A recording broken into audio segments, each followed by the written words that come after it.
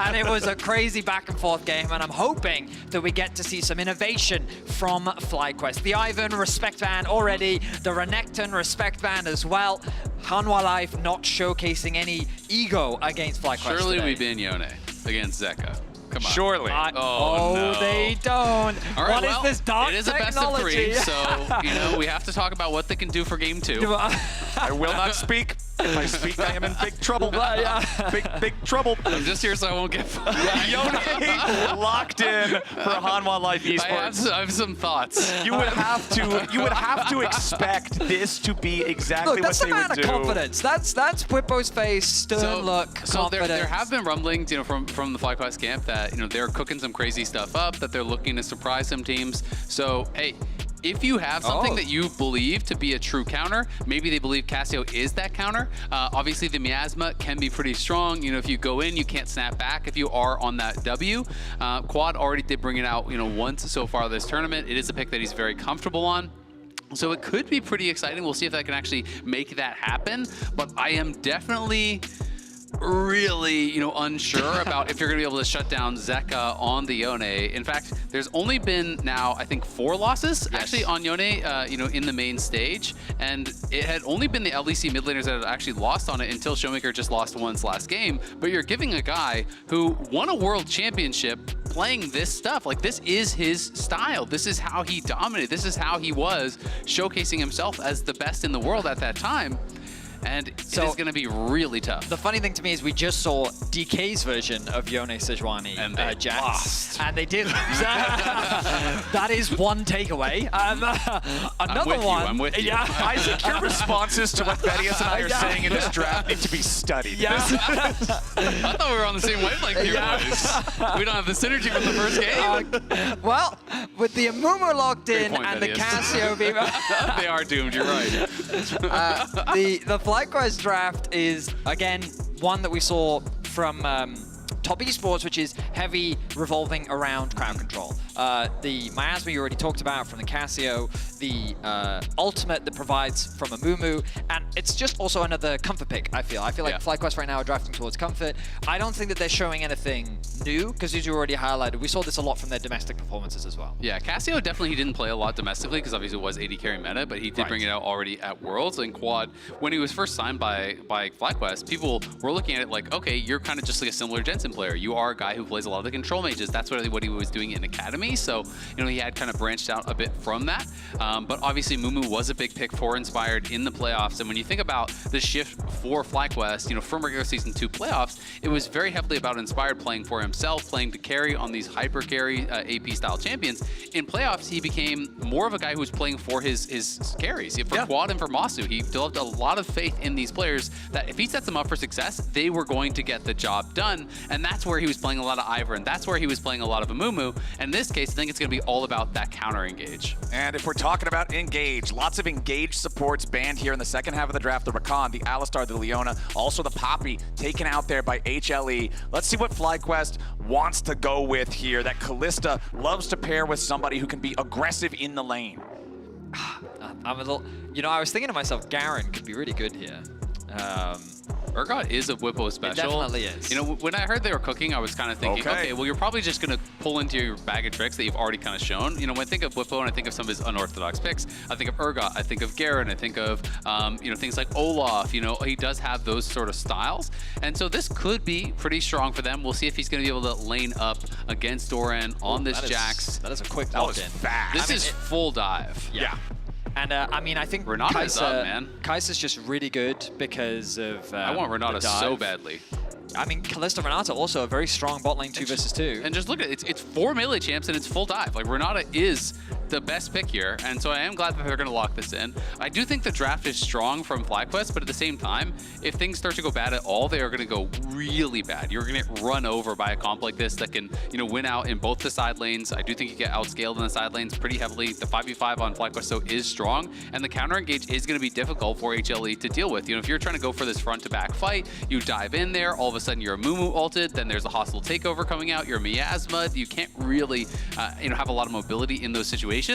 But at the same time, HLE have the ability to just individually outplay in 1v1s and 2v2s to win those skirmishes, to play the map better, and I think that's where FlyQuest could really struggle. Yeah, my instincts for the FlyQuest comp is a little low range, right? But the advantage is that HLE will want to come to you. So there are ways to take advantage of that. Yeah, yes. Right, when you're playing when you're playing 3 melee range champions and you're playing a Kai'Sa that inherently has a relatively short range, but also uses her ultimate to close the gap between you and a dive opportunity. I think things like Amumu, Urgot, and Cassio welcome you engaging onto them, especially As much as I was kind of memeing on letting the Yone through, I respect throwing out something like this that has such strong counter engage that really has the ability to potentially lock down and burst down someone here if HLE does, drop the ball. And I think for game 1, makes sense. All right, as the champions head out onto the Rift, a reminder, log into your Riot account on lolesports.com and watch Worlds live to earn exclusive Worlds emotes, icons, capsules, all sorts of good stuff. Log in there and get yourself some of that, as it looks like nobody's doing anything super out of the ordinary, super unexpected here early on. We always have to keep our eyes open for lane swaps or... right now, you can okay. see that Kai'Sa. All right. Like you said, not out of the ordinary. Yeah, I know. At least Emily's having fun. I loved your enthusiasm and optimism though. She's like, yeah, we're going to get a standard. It's 2v2, yeah, 1v1. Give me some skill expression and a head-to-head. Yeah, okay. no, Hanwha Lab's going to be like, oh, Best God, I can do is 2 people leaning against a tower. Yeah. Well, and then it'll be 4 guys leaning against 2 guys in a tower. It's so funny, though, because I remember, shout out to Kadro, but someone asked him, like, well, what could they do to nerf lane swaps? And he's like, it doesn't matter how much you nerf it, they'll just find a way around it because it's what pro players do. Soon they'll start sending their bot lane mid, for example, or they'll do other stuff. And it's pros, man. They always try to find the most optimal way to break your game. I mean, the reality is, like, there's ways they could do it, but you have to do it, it would kind of have to be very, very extreme, right? Yeah. And then it's things that then can bleed over into solo queue, which can make it really a difficult problem to solve. Because I mean, you could just make it that the bot lane tower takes triple damage, and if you swap, then well, guess what? They get first tower in 2 minutes, right? Yep. But well, it turns out that would be pretty tough for people who are playing Vayne into Caitlyn Syra in solo queue. So it's definitely, there are ways you can fix it, but maybe not without causing other problems. Smart stuff though here for HLE, as obviously they have a losing lane bot, they have a losing lane top. Turns out, you lane swap, don't have to deal with either of those. Yep, and for HLE, you guys were already talking about it during the draft. We're looking at them and the power of the split pushing, the power of the side laning against FlyQuest's teamfight draft. It is just Bwipo top. Now, the reason why this strategy is typically avoided is because you can slow stack the wave and you can dive him level 1, and that's why we saw that adaptation of, supports or AD carries laning with the top laners so they can get that XP. But FlyQuest just said, you know what? Whoa, flash disdain from Bwipo, immediately going after Viper. Flash for flash, summoner spells up there, as now HLE making their play here in the mid lane onto Quad. He'll get stunned up, gunned down, first blood, HLE. Nicely done, didn't even need Zeka to get involved in the play. Delight and Peanut group up and knock down Quad. He tried to get some vision down towards that bot side, and they were there waiting for him. Peanut, he's not going to slow down with his aggression. And a duel between our junglers here. Reminder, this is your Mercedes-Benz featured matchup for this game. Inspired versus Peanut. That Smite fight already starting them off here in the head-to-head. I think Peanut just barely didn't have his Smite in time. It was coming up as that red buff did go down, but Inspired going to be pretty happy, clears away his topside camps, and it's just going to be power farming on this Amumu. And now we do have these 2v1 situations, and the question is, which top laner will get pressured more heavily? Definitely the expectation is that it would be Doran, but already has a few levels here and definitely not in any sort of threat to get dove. And with Hanwha Life already on the board, with Delight and Peanut working together to get that kill in the mid lane, I feel like if you're FlyQuest, you have to be thinking about the fact that Delight has already made what has been the play of Worlds so far on this exact champion. Yeah. You've got to be respecting this guy and what he can do on the realm. I mean, he is just insane playing these engaged champs, finds these angles with these tiny opportunities, has no hesitation, instantly goes for it. You really do need that killer instinct and that ability to evaluate plays at such a rapid level to be a top-level engaged player like Delight. Yeah, and all I can think of in my head is when he made that play, he's on a horse. Like that. Like, I like horses. Yeah. Anyway. Did you notice it's metal? Wow. Peanut sending his sights on mid once more. All right, Peanut for now, though, just going to steal away that chicken camp. Quad still doing whatever we can to try to farm up against this Yone. There are a couple more minions for him to farm, but Zeka enjoying that early little bit of a CS lead thanks to the kill that they got on Quad. Exactly, and not only did he died in Lost Flash, and Zeka didn't even have to participate, so he still has his summoners available. So now again, when you're playing range versus melee, the way you create advantages is you push and you poke and you harass, but you can't do that without Flash because you're exposing yourself to ganks, to these setups so easily. So, you know, getting that early kill, not only is it just good to have that gold over for HLE, but it really shuts down Quad, even in the 1v1. Now, I will say that when I kind of look at the minimap, I'm keeping track of... That is a loud dragon. Very loud dragon. Remember that Viper doesn't have Flash, so I was actually expecting Inspired to maybe consider hovering around bot lane, maybe looking for a play, a potential gank. They've also got good vision coverage around the bot side river, but his pathing is taken up towards the top side. Now that does allow him to cover for Bwipo to push out that stacked wave and go back to base safely, but keep your eyes on Peanut. I feel like that the great thing about Peanut and why he's so regarded for his jungle pathing is that he's always in a good position to play around his laners. And again, he's in a position to make sure that that bot lane has that good coverage. Also, his camps are now re-clearable on the bot side of the map, so he can start pathing his way to top. And as he's pathing now, this gives the opportunity for Viper to go back to base as well, even though his flash is down. Inspired now making his way back out. If they can keep Viper here, this could be an opportunity for Inspired for a nice game. Yeah, we'll see if he can find that opportunity. Inspired, though, is going to be working towards an AP build here. You know, should be that Leandry's first item for the Amumu, and is going to be starting up the Dragon as they do have Prio on that bot side. You touched on the missing Flash. Obviously, Renata Callista really strong in that 2v2, but Doran just wants this fight. Yeah, Doran hitting level 6 first. Bwipo not quite there. You can see the EXP bar in the top right. He's about 90% of the way, but it does not round up. Peanut making his way up to that top lane. If they can get this dive before the Urgot hits level 6, surely there's no threat at all on these guys. Bwipo finding his ulti now. Doran be taken a little bit low, but not low enough. Bwipo's down. Nicely executed by the HLE top and jungle duo, and the massive minion wave now just being eaten up by the turret, as at least Inspired claims the Drake. A little bit of a silver lining here for FlyQuest. Yeah, that's really tough. Bwipo will be able to TP back and get a good chunk of that wave, but losing a lot of minions there. And it was just that early chunk from Doran. Had the XP advantage, immediately jumps in, pops the ult, chunks down Bwipo, and you can see Bwipo tried to bend that ulti around to not hit Peanut and hit Doran, but couldn't actually find the right angle there to do so. Inspired up here will at least be able to take a grub or two away. Ooh, Zeka taking a lot of damage there in mid lane, but not enough. And the problem too with the Urgot is, remember, even if you hit the ulti on him, it does have a couple of seconds that the guy is stuck in the grinder before the execute happens. So if you're already super low on HP, sometimes you'll die in the animation and you still can't get the kill. Void Grubs will be mostly secured by Inspired, is the 1 for HLE, 2 for FlyQuest. And at the end of the day, it's still quite a close game. It is just that 500-600 gold separating the two teams right now. Even with those early 2 kills there for HLE. So FlyQuest are going to have their opportunities, and we'll just see. Oh, wow. Nice buffer there from Zeka. Anticipates the ult, snaps back. That's some of the abilities that Yone have that really make him so powerful at this level. Yeah, you mentioned it in the previous series. If you can time that just right, you are immune to CC in that recall animation. Very powerful, very effective. As Doran now has the opportunity to knock some damage into this first plate here. Almost grabs at minions. You're going to do that last little bit as Bwipo approaches from the side. But there's nobody else around for FlyQuest, so I don't really feel like Doran's under any pressure whatsoever here, and Bwipo will just go back to shoving the wave out. I guess I'm kind of looking at the map, and I feel like there were a couple opportunities where I think Inspired, like that mid lane in particular, I think he could have set up a dive onto Zeka there. I mean, when Inspired was back in EU, there used to be the thing where, like, when he was on Rogue, the team played for him, right? It was very much a roster where they drafted pushing lanes, they leveraged their prio to enable him to either steal enemy camps or play for prio. And you've already talked about how, like, he's definitely evolved much more as a player. While this is usually his go-to style, he's still willing to play for the entire map, set up for those ganks and look for opportunities.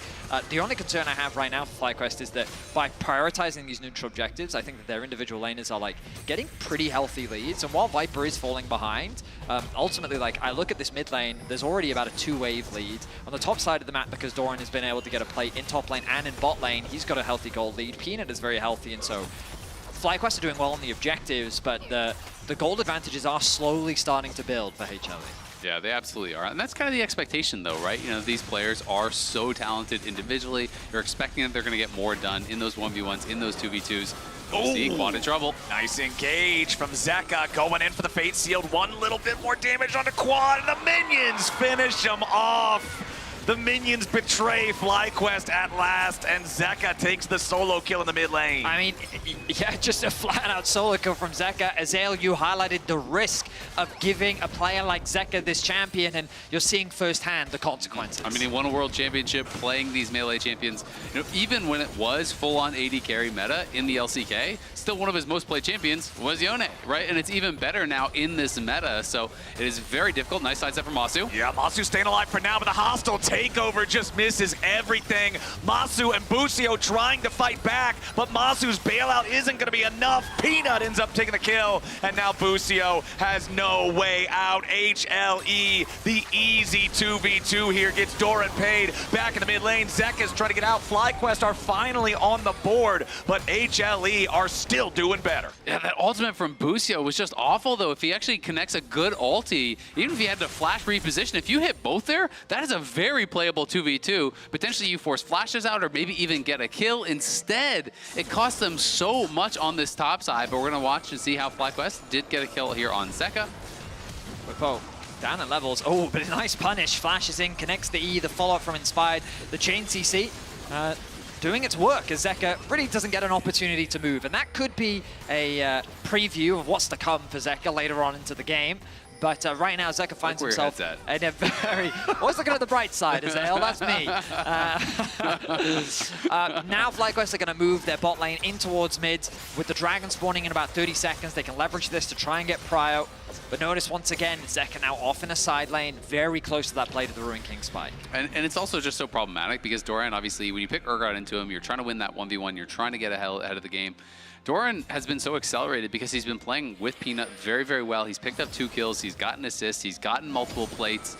And yes, Whippo is at a pretty strong point right now, but Doran is going to be such a problem in those side lanes. Yep. If you ever go for an aggressive disdain on the Urgot and you miss, you're just going to get run down and killed here by the Jax. So, you know, already it feels like only 11 minutes in, Whippo's going to be kind of on that back foot, and Quad has been put very far behind by the early gank, put him in a tough spot, and then Zeka finds the solo kill. So your carries aren't really in that spot that you wanted them to be in. I mean, I think that Peanut has been the star for HLE so far in this early game. Just he's basically been sacrificing these early objectives to get his laners ahead, and now with the strength that they have, it allows them to better contest these next objectives. So now they're the ones with position over Dragon. They've already secured the grubs. They've gotten themselves 4 to get that small grub buff, and now they should be able to rotate over to this Dragon, and it's going to be a difficult contest for FlyQuest. The Leandries is finished for Inspired. That top tower is getting lower. Right. Hanwha with control over the bot side river. Whippo trying to put that last little bit of damage into the top tower, but Doran fighting tooth and nail to keep the thing standing. Hanwha Life still up about 1,500 gold compared to FlyQuest, up 4 kills. I think it is pretty important what you mentioned, Vedius, critically crossing that threshold for spawning the little baby grubby things. I can't remember the name off the top of my head for some reason right now. Void Mites, that's what it is. That's what it is, yeah. Baby grubby Void Mites. Little baby grubby things worse too, though. Yeah, for Hanwha Life. So they're going to have that extra pushing power with this comp that already has 2 incredible side laners who are both doing great at this point in the game. Well, it was Hanwha Life that have, I mean, Azael, you can bring up the minimap for me and you can just showcase how much vision Hanwha Life have. That kind of suffocation around this bot side. There is that one deep ward near the red buff that FlyQuest could potentially use as a TP option for Whippo. But yeah, it's so difficult to approach this, and Inspired's not even going to try. He's going to go back to clearing. And Amumu with a very fast clear speed, getting to a good point. But again, it's still Peanut that has the gold advantage for now. They set their sights on a potential play on top side. But again, like, God, this vision from Hanwha from start to finish has just been so good at keeping track of exactly where Inspired is and what options Peanut has. And I think it's just Peanut kind of picking up where he left off in the LCK. This guy has been so good for HLE this year. And we do have Busio reading that there could be a potential dive here, so is going to cover Quad, and I think that's a tough dive into the Renata with the bailout. You know, won't be likely to look for that. So FlyQuest are going to be able to get something on the top side of the map. They do get first tower there for Whippo, and that is going to pull them back within 1,000 gold here, but we'll see if FlyQuest can really match up when it matters at these objectives, because it is just kind of this slow-moving game that it feels like HLE are winning out in, and they're not necessarily going to give you those 5v5s when you want them. They can just play through side lanes. You haven't stacked early dragons to do anything to force HLE to fight. They can just play the game on their own terms. I mean, we were talking back in the first series about the difference between having enough gold to just brute force the game versus the burden of execution. And I feel like for FlyQuest, if you tell me, oh yeah, FlyQuest is going to be only 1,000 gold behind the LCK #1 seed with even Drake's 14 minutes into the game, you're all right with that. But then you still have to Sorry, pass it was just a that delivery. test. It was just like... It was I'm serious. They're a good team. I know. Thaddeus, we are North American commentators. We have been conditioned Thaddeus, your to team lost to the really minor be region. fighting I this know, people. No, sorry, I was just... We're just trying to fight. No, it's fine, it's fine. It's fine. I didn't mean to offend. I'm sorry, I'm sorry. You're good, you're good, you're good. He's not good. Don't lie to him. The Herald is not good Yes, you're either. right. It is claimed now by HLE. Peanut going to pick that one up. Another objective going the way of HLE as Busio's going to step forward here a little bit, just try to get a little bit more vision, have some control over the enemy jungle. He'll sit down that ward and Delight will immediately clear it back out. Quad on the Cassiopeia, 2 stacks on the Rod of Ages. Zeka happy to just keep playing this side lane game, now pushing onto the tier 1 in the top side. Only turret in the game claimed so far was the tier 1 top. FlyQuest killing that from HLE, but now it's going to be traded back to the tier 1 mid as that one will die to the Rift Herald, thanks to Peanut, and he will now steer the Herald. Wait, we saw this let's see if he can make it all the way. earlier. Can he drift around? Can he make it all the way? It's a tight turn here. It's literally the exact same It's corner. the exact same corner, yeah. That corner is wider than it looks. There's like a little bit of invisible wall next But to not it. as wide as this man. Yep, Whippo is wide enough to stop the Herald from Yeah. walking slowly towards the A turret. dominating 1v1 there by Whippo. All right, HLE. I think that was Worlds 2021 where that started. I have no Off the idea. top I of my remembered head, I cannot remember the origins of wide Whippo. I just know that it is now. Maybe even been earlier than that. He was Maybe back it on Fnatic. I feel Cornerstone. like it was even earlier. He was no, it may have been Worlds 2020 actually. He was on Yeah. Fnatic when it started. And it was because every time when he went over to shake the player's hands after a game, yeah, exactly. Yeah, he's walking over. Yeah. There's an absolute aura. Aura is exactly the correct word. Anyway, Dragon's spawning in about 2 minutes time. And the kill score can look alarming, but as my commentators But don't be alongside me alarmed. have highlighted, We've got him right where we want the him. gold is still Exactly, Betty. in a comfortable Yes. position. And my biggest concern is the man in the mid lane for Hanwha Life, the guy right here, as earlier he did a Q, W, Q, E, and that took half of Quad's HP. So That is concerning. Yes. I agree with you. So he's becoming stronger, but inspired. Oh. Okay. Ooh, flashing forward for the Curse of the Sad Mummy. They immediately throw down the miasma to stop Zeka from being able to get away. Nicely done from Inspired and Quad working together to guarantee this one. But now Bwipo's going to be the target for HLE on the other side of the map. Viper flies in with that killer instinct, but it's Bwipo who still falls. Meanwhile, back in the bottom lane, the tier 1 turret is taken down as Inspired goes back in for another bandage toss. Busio not there in time to follow it up with an additional CC. So Body's going to be traded back and forth across the rift. Yeah, good kill from FlyQuest on the bot side, but it does cost them quite a lot. It's both flashes off of Inspired and Quad, and then Bwipo just lost his flash on top side and died. He did thankfully at least force out Viper's flash, but it is going to mean coming up for this next fight, it's going to feel pretty hard to play. I don't think that FlyQuest can actually contest at the next Dragon here with no flashes on your entire top side of the map and flashes on all of the engaged champions over on HLE. Yeah, I mean, crucially, Doran, he was the one that was a little bit behind Bwipo because of that first half blood that he got, and now you can see that he's regained a gold lead thanks to the kill that he was able to secure. And you're completely right, Azale, that it feels like that even though FlyQuest found a good pick, Hanwha Life is just getting more, and speaking of more... Uh-oh, Inspired, about to get crashed down to Pawn. He'll try to get away, but the CC is too much, combined with Doran's damage. The Hanwha Life top laner now on a rampage, but Quad's trying to follow it up here, goes in for the Petrifying Gaze. Hanwha's getting locked up. Peanut and Doran both trying to flash back away as they put the damage into Quad, who's barely staying alive with an extra 100 HP. The bailout can't save him, and Hanwha Life is out fighting FlyQuest. Bwipo's still trying to escape, and Doran re-engages with the counter-strike, leap strike combo. HLE don't lose a single man. That's what I was talking about. That's what I was worried about. Even if the game is close, Hanwha Life have incredible skill at fighting. I genuinely thought that Hanwha had overextended in that play. You saw a nice ulti come through from Quad. The chain CC onto the top side of Hanwha Life was going to come through, and there was a great opportunity for FlyQuest to turn this around, but they just don't quite have the damage. Yeah, exactly. They don't have the damage. They don't really have the summoners, and Inspired is dead for free at the very beginning. Quad TP's in from behind, wants to join at that tier 1. all of FlyQuest is going to collapse. But you still have to remember, it's a 4v5, right? So as these extra members do come in, they don't quite have the damage to actually burst them down. The Locket comes out, Doran kites back, then Peanut is able to jump out, and they just can't actually finish any of these kills. Yeah, I didn't see it live, but that crucial Zeka ultimate onto the backline hit both Masu and Bwipo. So the damage dealers and the target focus coming out from Hanwha Life was great because they shut down Quad first, and then the other two damage dealers tried to come in from the flank, and then they get CC'd up. So just a well-executed fight from Hanwha. Bwipo lying in wait as Zeka tries to shove up another wave. I don't think Bwipo wants this 1v1. He does not. He's decided against it. We'll go back to base, look to try and catch that wave on bots.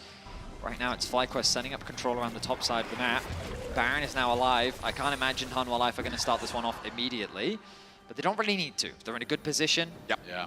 All of the outer towers have fallen, and now they can start pushing their advantage even deeper into FlyQuest territory. And Doran's getting so strong now, 4 kills, obviously their entire top side, just any 2v2 involving Sejuani and a soul laner, I just don't really think FlyQuest can win, right? Unless they get a huge jump and are able to kill someone off right off the bat. And that someone would have to be the solo laner, because there's no way you're going to instantly kill the Sejuani as Bwipo tries to get away from this. Peanut missing the Glacial Prison means that Bwipo survives. Zeka missed his ult as well, so both those whiffs do allow Bwipo to get out, but no opportunity for them to fight back, even with Inspired in the area. Obviously, still full health bars over on the HLE side, and they can just continue to split the map, play through sides, look for these skirmishes. They're going to continue taking over Vision, which they've done such a good job of. You can see all of these wards that they're placing. This entire line really across the middle of the map there has just gotten deeper and deeper and deeper into FlyQuest territory, and is making it so tough for them to actually be able to look for any sort of proactive plays, because you're always spotted before you go for it. All right, Hanwha Life getting this wave shoved up. FlyQuest was positioning some troops nearby to maybe punish if they kept on pushing, but Hanwha's not interested in that in the slightest. Peanut just going to sit down a little bit of vision here, sweep out whatever FlyQuest might be using, and this is kind of the name of the game for HLE. They haven't felt any real pressure from FlyQuest. I feel like they can play it slow, choke the LCS #1 seed out of the map as they slowly creep forward and control more and more vision, and eventually they're just planning on FlyQuest making a mistake. Exactly, and I mean, bad goes to worse when you realize it's also a Hextech Soul, and they're going to TP in. They're just going to start up this Baron potentially here. I mean, it did look like that, didn't it? Yeah, it just TPing like in, I guess, going out towards top, just get the waves going. Yeah, I thought was maybe he didn't want to reveal they used TP, but he did it on a control ward, so yeah.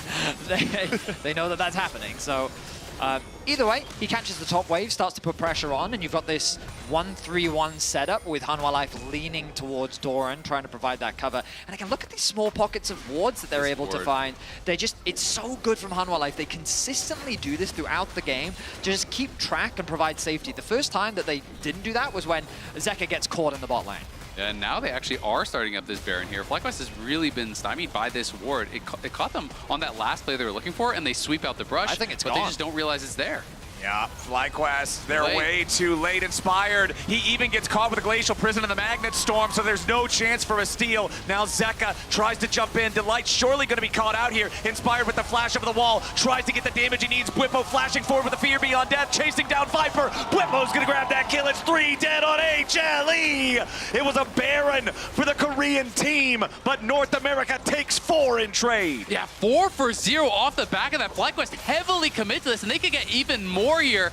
Zeka is going to be spotted by Inspired, has to run, but they're going to be able to get this tier 1. They're pushing up top lane as well to try to get some damage down on that tier 2. FlyQuest making a very decisive play off of the engage there from Inspired. They flash into the pit, they find a great ulti, everyone flies in, Quad's flashing in, and we see the TP as well from Bwipo, so they lose the Baron, but they commit to the fight and they play it very well. Yeah, I was surprised to see them commit to this. When Bwipo flashed in, I thought it was a bad choice, but Inspired was there to follow. Quad then follows up. A beautiful ultimate comes out from the Renata to really help cement that kill onto the Jax. And crucially, so many shutdowns went over to FlyQuest. Gold being funneled to Quad, Bwipo getting a lot of gold as well.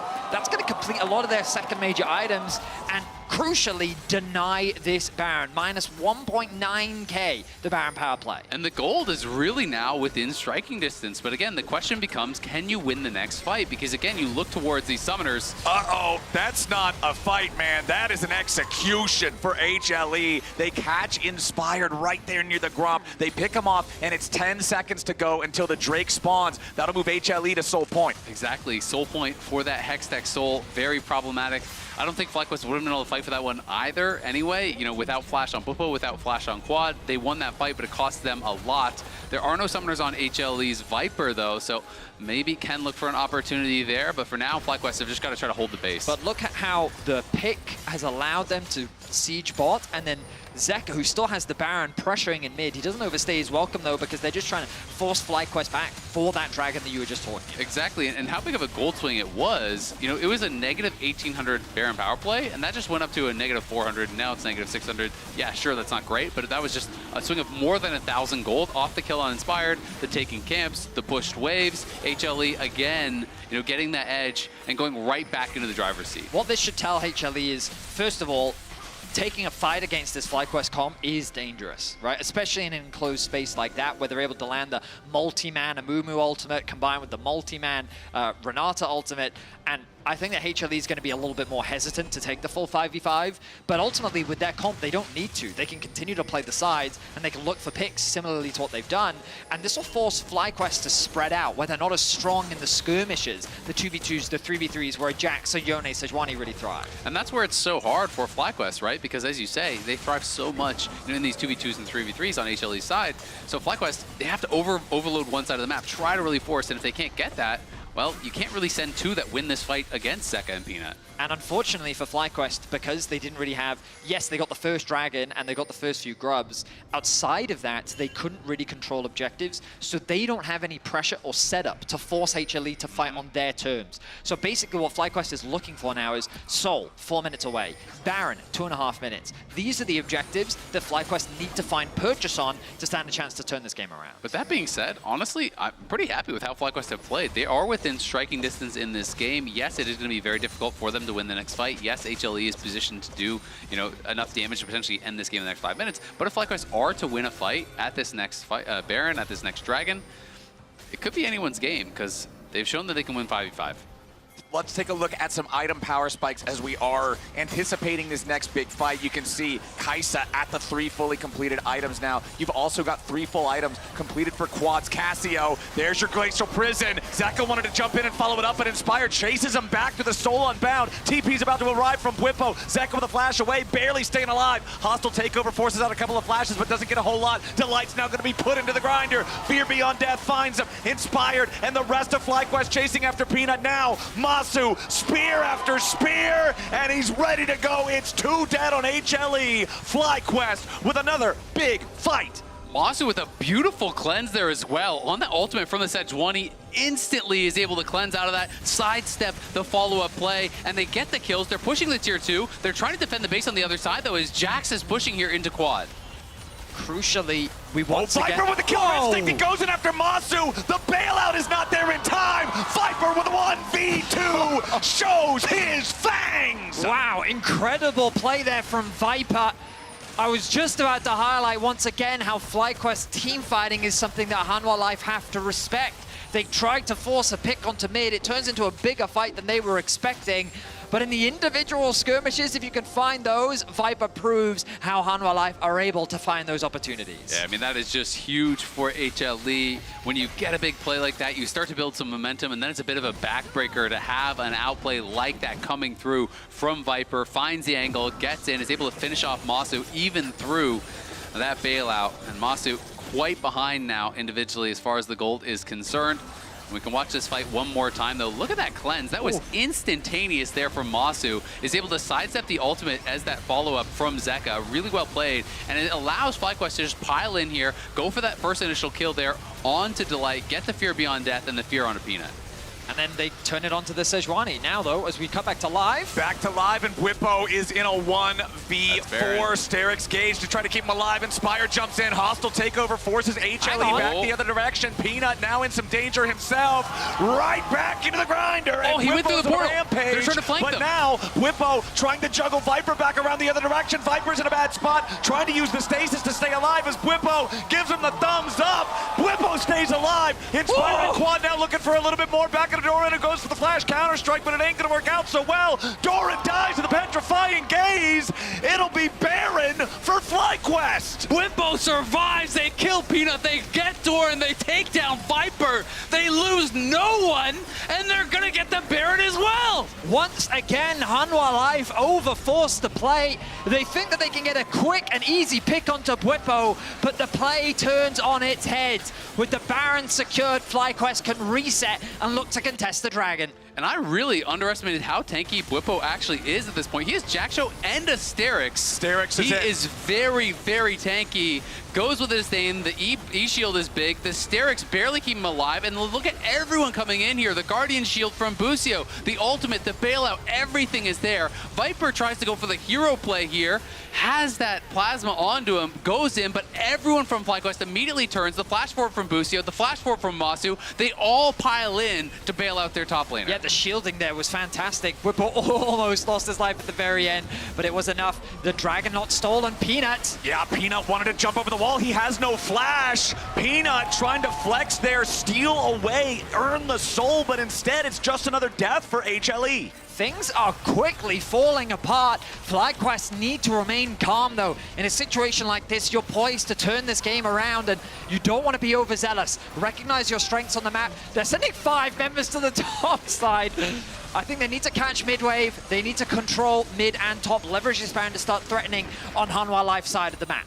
This feels like some disrespect from HLE. They win in these side fights, but they're throwing everybody into the same big battle. You saw 4 bodies piling in trying to take out Whippo, but as soon as everybody's in the same spot on the map, FlyQuest sees a green light. And really, teamfighting has been one of the big strengths of FlyQuest in the LCS. This is something where they're really playing towards the strength of their composition. They're finding these opportunities that HLE is giving them where they get a little bit cocky, where they go a little bit too far, and they're all instantly responding and looking to punish. And now FlyQuest on the push here, trying to get more done. It's a 3-man push from FlyQuest, but you can see Doran on the other side of the map in the enemy jungle. Whippo's going to be the one marking him right now. Quad joining up with the rest of the FlyQuest players up here in the top lane for the 4-man move. Both top laners not here. Both top laners with their teleports ready to go. Doran only level 17, Whippo level 18. There's your Glacial Prison on Masu, who's got to try to get away now. Zeka looking for the follow-up, finds some good damage here on Busio, who's now down to half HP. HLE force FlyQuest back. Yeah, and the poke there from Viper becoming pretty problematic. You can see Quad was kind of trying to clear out vision with Inspired on the side, but he gets tagged by Voidseer. He's getting a little bit low. And then Masu gets tagged, and he's getting sectioned off and getting a little bit low. FlyQuest have got to be careful about how they play this out, because you could still easily get pulled apart by HLE. The problem for FlyQuest is they had Whippo bot catching the wave being pushed in by Doran, and their stacking is 4 versus 4 in top lane. And even with the Baron, if it's a 4 versus 4 with a tower at your back, you have the tools to wave clear. We talked about how for both sides they're relatively short-range compositions. Exactly. But it's a situation where like you can't, as Master, just walk underneath that tower against a Yone, Sejuani, Rel, right? So if you're just overstacking, you need to be playing through multiple lanes. But again, there is no tier 2 in mid lane. So they only have the tier 2 in top, the tier 2 in bot, and so their resources end up a little bit scattered. Ultimately, this Baron ends up becoming an equalizer, helping FlyQuest neutralize the game state and reset on the map, but now we're getting closer and closer to the respawn of the Hextech Soul, the 3rd Baron of the game. Whippo needs to be careful. Trouble. Yep, Whippo's gonna get jumped on here yet again. That is their target. Hostile takeover comes in from Busio. Whippo's still barely hanging on. Sterik's finally gonna proc. There is the bailout, but it won't bail out a damn thing. FlyQuest gonna get caught in their own jungle. Masu's already almost dead, and Doran swoops in to guarantee it. HLE finally find the angle they're looking for, and FlyQuest are lambs to the slaughter. Viper's got a triple kill, and Quad's the last man standing.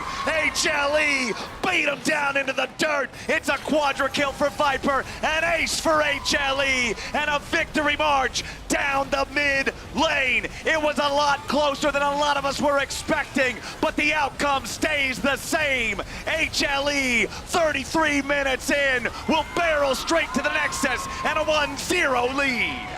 As hope was at its highest, Hanwha Life find a single pick, which they convert into a crushing end. FlyQuest denied that opportunity to turn the game around, and they found some incredible team fights, at the very least raising promise for this series. Absolutely, but it's a disappointing end. At the end of the day, Whippo gets caught out there, and they don't get that final 5v5. That game definitely provided us some entertainment, some flexing of muscles, a little bit of ego there from HLE to give FlyQuest an angle back into the game, but still a victory for the LCK #1 seed. Desk, tell us what you think.